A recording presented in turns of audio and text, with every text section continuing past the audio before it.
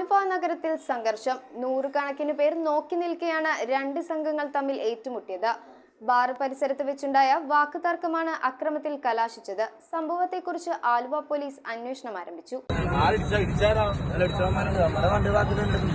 Aluva market പരിസരത്തെ metro പില്ലറിനടുത്ത് വെച്ചായിരുന്നു സംഘർഷം. നൂറുകണക്കിന് പേർ നോക്കി നിൽക്കെയാണ് രണ്ട് സംഘങ്ങൾ തമ്മിൽ ഏറ്റുമുട്ടൽ നടന്നത്. കാറിൽ വന്നയാളെ ബൈക്കിലെത്തിയ മറ്റൊരു സംഘം അതിക്രൂരമായി മർദ്ദിച്ചു.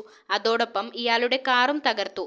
അക്രമവുമായി ബന്ധപ്പെട്ട ചിലരെ തടയാൻ ശ്രമിച്ച നാട്ടുകാരെയും അക്രമികൾ ഭീഷണിപ്പെടുത്തി. ഈ പ്രദേശത്തെ ഒരു ബാർ പരിസരത്ത് വെച്ചുണ്ടായ വാക്കുതർക്കമാണ് അക്രമത്തിൽ കലാശിച്ചതെന്നാണ് നിഗമനം. സംഭവത്തെ തുടർന്ന് അന്വേഷണം നടത്തി വരുന്നതേയുള്ളൂവെന്ന് പോലീസ് അറിയിച്ചു. ചോരവാർന്ന അവശനായ കാർ യാത്രക്കാരനെ പോലീസ് എത്തിയാണ് പിന്നീട് ആശുപത്രിയിൽ എത്തിച്ചത്. News bureau, Aluva.